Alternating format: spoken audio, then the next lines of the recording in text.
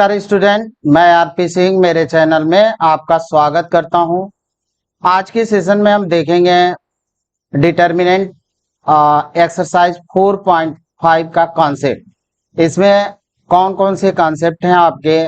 Singular matrix देखना है, non singular matrix क्या होता है, और फिर एडजॉइंट्स ऑफ मैट्रिक्स। 3 टॉपिक होंगे और इस कॉन्सेप्ट को लेते हैं। तो एडजॉइंट ऑफ मैट्रिक्स पहले हम देखते हैं। एडजॉइंट ऑफ मैट्रिक्स क्या होता है, तो यहाँ पे कि the adjoint of square A matrix A equal to A I J N cross N is defined as transpose of matrix A I J N cross N where A I J is the cofactor of the elements A I जे।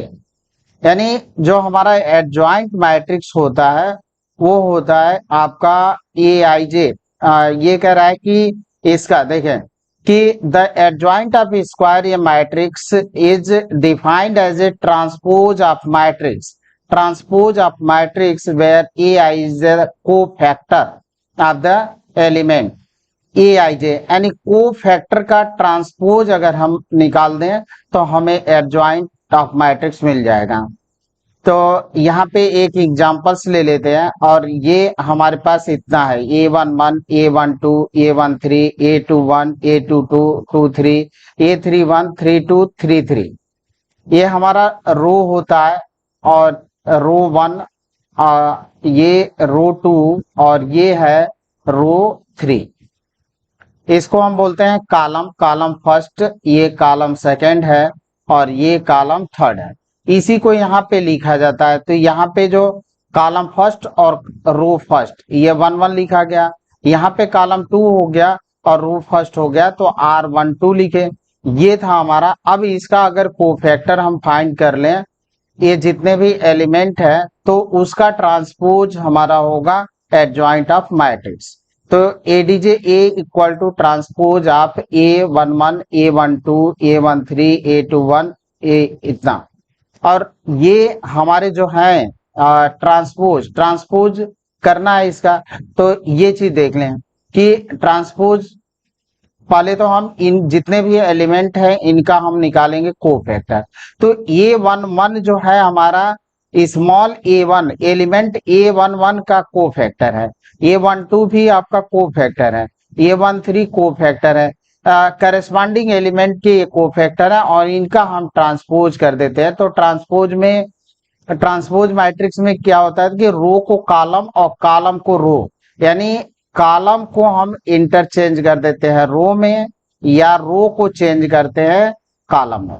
तो ये हमारा हो जाता है transpose. तो देखें ये हमारा कॉलम रो फर्स्ट है, तो रो फर्स्ट को हमने बना दिया कॉलम फर्स्ट। तो ये यहाँ पे कि रो चेंज हो गया कॉलम में। फिर ये रो 2 को हम चेंज किए कॉलम 2 में, और रो 3 को चेंज किए कॉलम थर्ड में। तो ये हमारा कॉलम फर्स्ट बन जा रहा है 1 1 1 2। यहाँ पे 1 1 है, 1 2 1 3। तो इसको हमने ऐसे लगा दिया, कॉलम बना दिया। जो R1 है हमारा कॉलम फर्स्ट बन जा रहा है, R2 कॉलम 2, और R3 को बना दे रहे हैं कॉलम थर्ड। तो ये हमारा है ट्रांसपोज एडजॉइंट ऑफ मैट्रिक्स। इसी को बोलते हैं एडजॉइंट्स ऑफ मैट्रिक्स। एक एग्जांपल्स ले लेते हैं। आपके पास एलिमेंट है, फाइंड एडजॉइंट। तो पहले तो हम जो हमारे पास ये मैट्रिक्स है, ये इसका हम निकाल लेंगे, जो एलिमेंट है उसका निकाल लेंगे कोफैक्टर। तो 2 का कोफैक्टर कितना होगा, 2 जिस रो और कॉलम में है उसको हम डिलीट कर दें, रिमेनिंग एलिमेंट जो बनेगा ये हमारा बनेगा, वो कहलाएगा हमारा कोफैक्टर। तो पहले हम निकाल लेते हैं A11। तो A11 का मतलब फर्स्ट रो और फर्स्ट कॉलम को डिलीट करने से जो एलिमेंट बचा वो हमारा कहलाएगा कोफैक्टर। तो सिमिलरली हम ले लेते हैं A12 में निगेटिव किस लिए लेते हैं कि कोफैक्टर आपका डिफाइन था इस तरह से कि -1 पर R प्लस सी इंटू माइनर, ये था हमारा। तो माइनस R का मतलब रो और C का मतलब कॉलम। तो 1 और 2 को जब ऐड करेंगे तो हमको, अब उस वाले कंसेप्ट में मैंने बताया था कि यहाँ से आपको क्या करना है कि 1 + 2 करेंगे तो ये निगेटिव आएगा। तो बस इसको आप ऐड करें अगर ये इवन आ रहा है तो प्लस लेकर चलेंगे, अगर ये आड आ रहा है तो निगेटिव कर दें। तो 1 + 2 3 हो रहा है, आड है तो निगेटिव कर देंगे यहाँ पे, तो ये हमारा निगेटिव हो गया। सिमिलरली हम 2 1 निकालते हैं, तो 2 1 कितना होगा, देखिए अभी 2 और 1 को ऐड करेंगे तो 8 मिलेगा, तो इसको लिख देंगे -3। यानी इस एलिमेंट को निकालना है, तो ये आपका ये 2 रो नंबर 2, मतलब इसको हमको डिलीट करना है और कॉलम फर्स्ट को डिलीट करना है। 2 1 का मतलब कि हमारा रो 2 को और कॉलम फर्स्ट को डिलीट करेंगे, जो रिमेनिंग एलिमेंट बचा वो हमारा हो जाएगा कोफैक्टर। तो ये माइनस यहाँ से साइन ले लेंगे, साइन 8 बन रहा है तो -3। सिमिलरली हम A22 तो प्लस होगा। अब 2 कॉलम और 2 रो डिलीट करना है, तो यहाँ पे ये वाला हमारा 2 है और ये हमारा कॉलम 2 है, तो यहाँ पे बच गया 2, तो ये मिल जाएगा हमको 2। अब इसको निकालना है हमको, तो A11 A12 A21 A22 ये हमको मिल गया। अब इसका हम क्या करेंगे, ट्रांसपोज कर देंगे, तो ये हमारा ट्रांसपोज हो जाएगा। ये एडजॉइंट हुआ A11 A12, ये ट्रांसपोज करके लिखा गया है, क्योंकि हमको तो यहाँ पे क्या रखना 1 2 था तो ट्रांसपोज कर दिए। तो जितने ये एलिमेंट मिले आप ऐसे भी लिख सकते हैं इसको, जैसे 4 लिख लिया हमने, फिर -1 लिख दिया, और फिर यहाँ पे -3 है और ये 2 है। अब इसको ऐसे लिखकर इसको लगा देते हैं ट्रांसपोज, देन हमको रिजल्ट मिल जाएगा। तो ये वाला ट्रांसपोज करेंगे तो ये आपका कैसे हो जाएगा, रो को हम कॉलम में बदल देंगे, तो 4 यहाँ पे -1 3 यहाँ पे चला जाएगा, तो ये हमको मिल जाएगा रिजल्ट। तो ये 1 1 है, ये 2 1। अब यहाँ पे 4 और ये -1, तो 4 -1 है, और ये 2 1 आया है, यहाँ पे 3 होगा और ये होगा 2, तो ये हमारा रिजल्ट होगा। अब ये एग्जाम्पल हो गया। अब यहाँ पे for A square matrix of order 2 A equal to इतना आपका दे A11 A12 A21 A22, तो हमको क्या करना है, एडजॉइंट अगर फाइंड करना है तो हम क्या करेंगे कि देखें इस कॉन्सेप्ट को आप ले देखें, यहाँ पे 2 है, यहाँ पे 4 है, यहाँ पे 4 आ गया, यहाँ पे 2 आ गया, यानी जो ये वाले लीडिंग डायगोनल है उनके एलिमेंट इंटरचेंज हो जा रहे हैं। और यहाँ पे 1 है, यहाँ पे 3 है, तो 1 और 3 चेंज नहीं हो रहा है, साइन चेंज हो रहा है। यहाँ पे हमारा 3 बन रहा है और ये आपका हो रहा है, इसके साइन चेंज हो जा रहा है। तो बस यही काम करना है हमको कि जो लीडिंग डायगोनल है उसको हम इंटरचेंज कर देंगे, और ये जो हमारे ये डायगोनल है इसके साइन चेंज कर देंगे। तो यहाँ पे हम क्या करेंगे कि साइन चेंज, इसका हम साइन चेंज साइन और इसको कर देंगे इंटरचेंज, यानी लीडिंग डायगोनल को हम इंटरचेंज कर देंगे और इस ये जो है हम इसके साइन को चेंज कर देंगे, तो हमको मिल जाएगा। ये सिर्फ 2 क्रॉस 2 का है, आर्डर अगर 2 हो तब ये मेथड हम अप्लाई कर सकते हैं, अदरवाइज 3 क्रॉस 3 में ये मेथड अप्लाई नहीं कर सकते हैं। तो ये 2 क्रॉस 2 में एडजॉइंट हमको फाइंड करने का एक शॉर्टकट मेथड है। अब आते हैं हम लोग एक थ्योरम लिखते हैं, if A B any square matrix of order n, then A adjoint A और इक्वल टू एडजॉइंट ए और A equal to determinant A and I where I is the identity matrix of the same order. जो order इसके दिए रहेंगे वही order इसके रहेंगे आपके। तो where I is the identity matrix of the order n, यानी यहाँ पे ऑर्डर n का है तो इसके भी ऑर्डर होंगे वो n के ही होंगे। वेरिफिकेशन ले लेते हैं, तो वेरिफिकेशन है कि a इक्वल टू हमारे पास इतना दिया, A11 A12 1 3, ये हमारे पास एक मैट्रिक्स है, और एडजॉइंट इसका निकालेंगे तो फिर हम कोफैक्टर लेंगे और कोफैक्टर का क्या करेंगे, ट्रांसपोज। तो यहाँ पे ऑलरेडी ट्रांसपोज करके रखा गया है, देखिए 1 1 और यहाँ पे होता 1 2, तो 1 2 तो यहाँ पे हमारा रो है, रो को कॉलम बना दिया गया और कॉलम को रो बना दिया गया है, तो ये 1 2 हो गया। यहाँ पे 1 3, एक्चुअल में 1 2 तो यहाँ होता है और 1 3 यहाँ पे होता है। तो ये अब इसको हमने बना दिया कॉलम, ये फिर हमारा रो ऐसे रहता तो इसको बना दिया कॉलम 2 और फिर रो 3 को बना दिया गया कॉलम 3। तो एडीजे ए इक्वल टू इतना हुआ। अब इसमें हमको किसको, पहले ये देखें कि इसमें हमको ए को मल्टीप्लाई करना है। तो आइए यहाँ पे मल्टीप्लीकेशन करते हैं। यहाँ पे A11 A12 A13 ये हमारे पास था, जॉइंट हमारा था इतना A11। अब इसको हमको मल्टीप्लाई करना है, तो मल्टीप्लाई करेंगे तो क्या मिलेगा, देखते हैं यहाँ पे। तो since sum of the product of element of row or column with corresponding cofactor is equal to determinant A and otherwise 0 B है। अब यहाँ पे कंसेप्ट को बता दें। देखिए इसको इसको और इसको एडजॉइंट ए को और यहाँ पे जो मैट्रिक्स ये है इसको हमको करना है मल्टीप्लाई।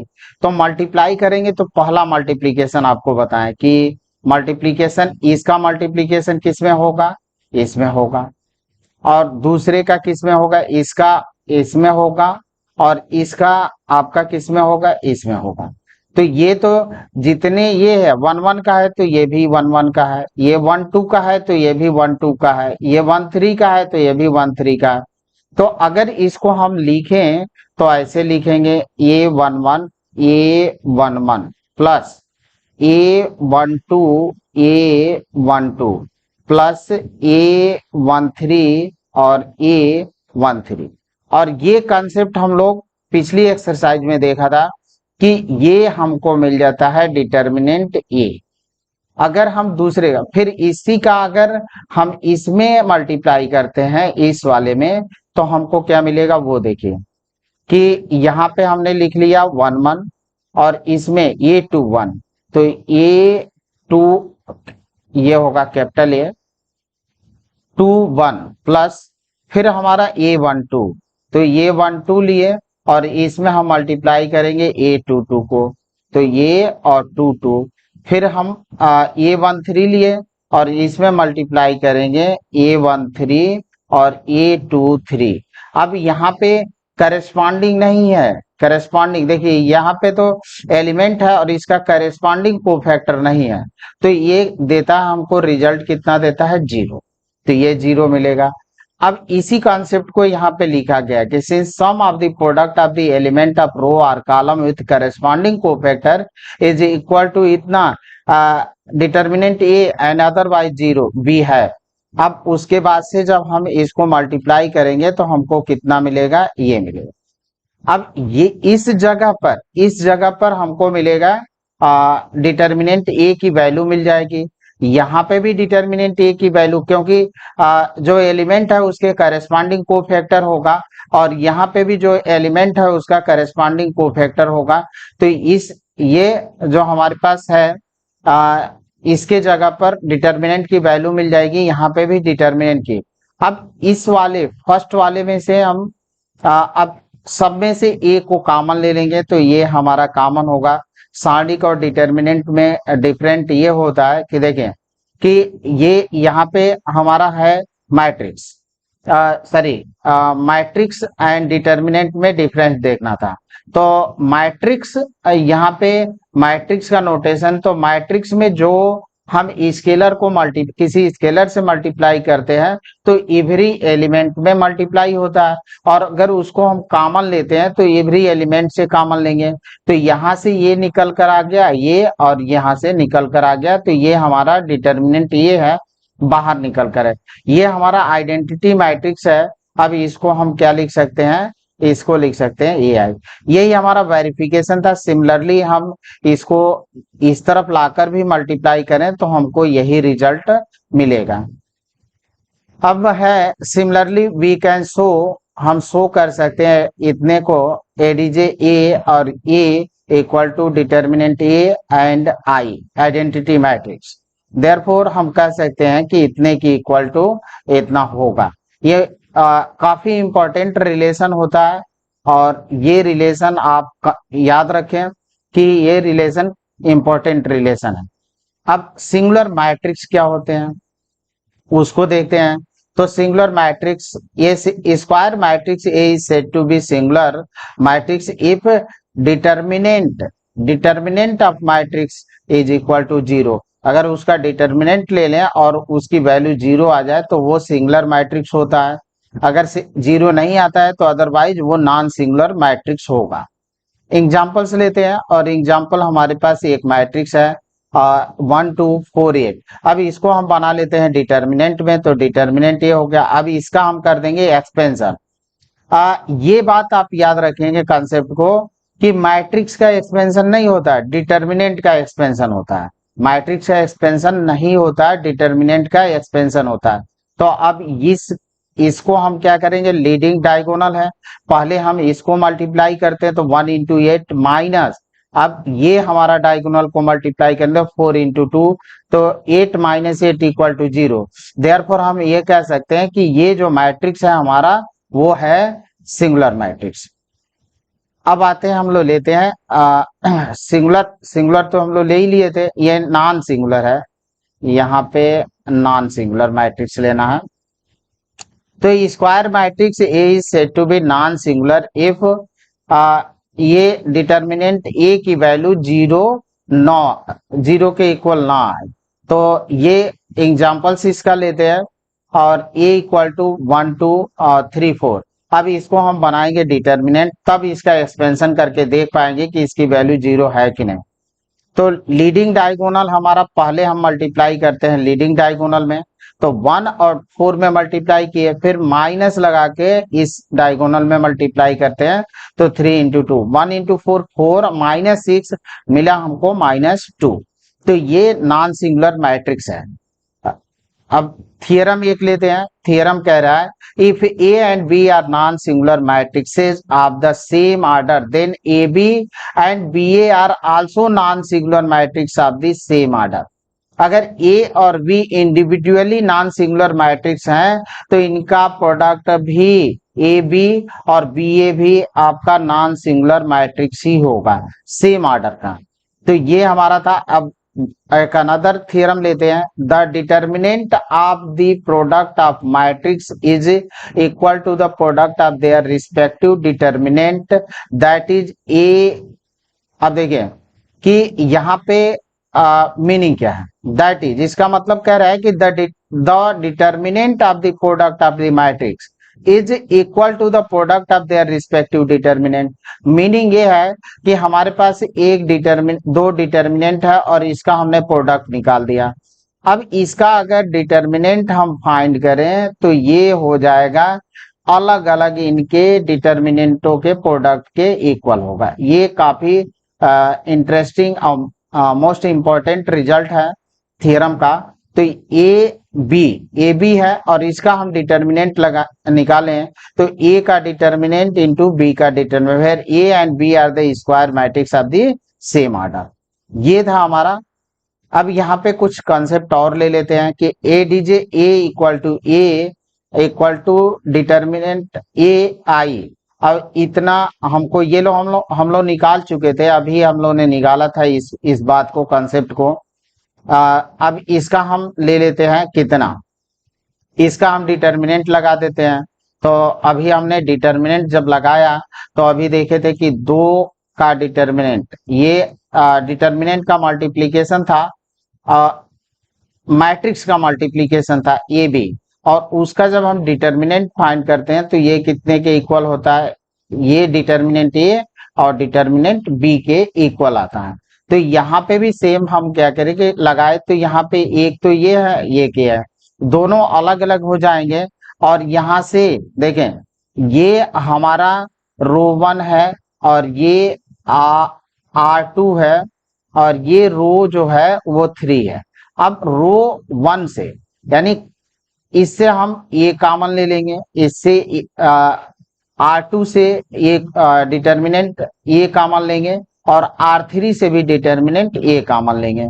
तो अब यहाँ पे जब आएगा और इसको हम क्या लिख सकते हैं, इसको इस थ्योरम के थ्रू इसको अलग अलग कर सकते हैं। तो ये हमको मिल चुका। अब देखिए यहां से ए निकल कर आया, यहां से ए डिटर्मिनेंट ए और यहां से तो इसको मल्टीप्लाई करेंगे तो डिटर्मिनेंट ए का क्यूब होगा और जो बचा यहाँ पे आइडेंटिटी मैट्रिक्स मिलेगा हमको। अब यहाँ से हम क्या करते हैं, इनको अलग अलग करते हैं तो इसकी तो वैल्यू 1 आएगी, क्योंकि आप ये कॉन्सेप्ट अब देखें कि किसी भी आ, किसी भी नंबर्स में अगर 1 को मल्टीप्लाई करते हैं तो वह नंबर से ही हमको फाइंड होती है। तो यहाँ पे भी इतना है और ये आइडेंटिटी मैट्रिक्स था, मैट्रिक्स का हमने डिटर्मिनेंट बनाया। तो डिटर्मिनेंट ऑफ आइडेंटिटी मैट्रिक्स की वैल्यू होती है 1, तो ये हमको मिल गया 1। अब 1 ले लेते हैं और इसको हम इस फॉर्मूले के थ्रू ओपन कर लेते हैं। तो यहाँ से हम अलग अलग करें तो देखें एक डिटर्मिनेंट यहाँ से कट जाएगा तो 2 बच जाएगा। ये आपका काफी इंपॉर्टेंट रिजल्ट हो गया। अब देखें कि कहने का मतलब ये भी यहाँ से हम ये अगर लगा दें कि अगर ये जो हमारा डिटर्मिनेंट है या मैट्रिक्स है n आर्डर का है तो एडजॉइंट ए का डिटर्मिनेंट कितना होगा, यहाँ पे n-1 होगा, एक आर्डर कम हो जाएगा। एक ऑब्जेक्टिव सवाल भी है 17 या 18, वो हम लोग चलेंगे तो देखेंगे, इसी पर ऑब्जेक्टिव क्वेश्चन है, जब सॉल्यूशन हम करेंगे तो वहां पे देखेंगे। अब हमारे पास 10 if A is a square matrix of order n then determinant of adjoint matrix equal to determinant A power n-1, यानी जितने आर्डर होगा एडजॉइंट होगा उससे एक कम यहाँ पे मिलना, ये हमारा निकला। एक अनदर थियरम लेते हैं, A square matrix A is invertible if and only if A is non singular matrix, यानी ये स्क्वायर मैट्रिक्स इनवर्टेबल होगा। कब होगा इनवर्टेबल, मतलब ए इनवर्स हम तब निकाल सकते हैं जब ये क्या हो आपका नॉन सिंगुलर। नॉन सिंगुलर का मतलब इसका डिटर्मिनेंट कितने के बराबर हो, 0 के बराबर न हो, तो ये हमको मिलेगा। तो ये थियरम था, इंपॉर्टेंट थियरम। अब इसका वेरिफिकेशन आते हैं। Let A B A invertible matrix of the order n and I be the identity matrix of order n, then there exists a square matrix B of the order n such that, ये हम लोग देखें कि A B equal to B A equal to I, identity इतना मिलेगा, इसको हम कोई रिलेशन दे देंगे, देन हम निकालते हैं यहाँ से। नाउ अब ए बी इक्वल टू आई है हमारा, तो अब इसको हम लगा लेते हैं डिटर्मिनेंट, ये चूंकि मैट्रिक्स है तो अब डिटर्मिनेंट लगा दिए, तो डिटर्मिनेंट इसकी वैल्यू कितनी हो गई, आइडेंटिटी मैट्रिक्स का डिटर्मिनेंट की वैल्यू होती है 1। अब यहाँ पे एक फॉर्मूला हम लोग लेकर चले थे, ये था फॉर्मूला इतना, ये बी, यानी ए बी का डिटर्मिनेंट जो होता है डिटर्मिनेंट ए इंटू डिटर्मिनेंट बी, ये मिला था हमको। इसको हम ऐसे ओपन कर सकते हैं क्योंकि इतना के बराबर इतना होता है, तो अब यहाँ से हम इस तरह से तोड़ लेते हैं। अब हमको ये मिल चुका है, दिस गिव्स क्या देता है ये हमें बता रहा है कि जो हमारा ये है वो किसके बराबर होगा, नॉट इक्वल टू 0, यानी डिटर्मिनेंट ए की वैल्यू 0 नहीं होगी। इससे हमको ये मिला, अगर 0 होता इसकी तो ये 0 मिल जाता, लेकिन यहाँ तो डिटर्मिनेंट ए और डिटर्मिनेंट बी को मल्टीप्लाई कर रहे हैं तो हमको 1 मिल रहा है। तो यहाँ से ये हम कंसेप्ट निकाल सकते हैं कि जो ये डिटर्मिनेंट ए है उसकी वैल्यू 0 नहीं होगी, means determinant A matrix A is non singular, matrix a non singular है, देयरफॉर हम इसका इनवर्स फाइंड कर सकते हैं, क्योंकि उसी का इनवर्स फाइंड कर सकते हैं जो नॉन सिंगुलर हो। तो अब hence A is non singular, singular हुआ। अब conversely let A B the non singular, then अब उल्टा लेकर चलते हैं, ये मानकर कि हमारा ए नॉन सिंगुलर है, तो नॉन सिंगुलर है तो determinant A not equal to 0 हम लिखेंगे। अब यहाँ से हम इसकी value A adjoint A equal to adjoint A into A, ये हम लोग निकाल चुके थे, एक रिलेशन थियरम ही था। अब इसको हम क्या करते हैं, दोनों तरफ क्या करते हैं, डिवाइड कर देते हैं, इसमें भी डिवाइड कर देते हैं, इसमें डिवाइड कर देते हैं, तो हमको क्या मिलेगा, A 1 upon determinant A adjoint A equal to 1 upon determinant A adjoint A into A. Then A B equal to B A equal to I, ये रिलेशन फर्स्ट था हमारा, तो इसको हम ए मान लिए, इसको बी मान लिए, और ये हमारा बी हो गया, ये हमारा ए हो गया, तो और ये किसके बराबर हो गया, आई के बराबर, where B equal to 1 A adjoint A, 1 determinant A adjoint A, means ये हमारा है ए इनवर्स, दस ए इज इन्वर्टेबल, और ए इनवर्स जो होगा adjoint A upon determinant A inverse पर बोर्ड एग्जाम में काफी क्वेश्चन पूछे जाते हैं, हर वर्ष जो होते हैं, हर ईयर जो होते हैं, आपके ए इनवर्स फाइंड करने के लिए दिया जाता है। दो मेथड होते हैं, एक तो मैट्रिक्स वाले पोर्शन में हम लोगों ने देखा था एलिमेंट्री ऑपरेशन से ए इनवर्स निकाले थे, वहां पे कोई रूल अप्लाई नहीं होता है, यहाँ पे ए इनवर्स जब निकालना होता है तो हम यहाँ पे एडजॉइंट मैट्रिक्स निकालकर और तब इसको हम डिटर्मिनेंट ए को डिवाइड कर देंगे तो हमको फाइनल रिजल्ट मिलेगा। Thank you student.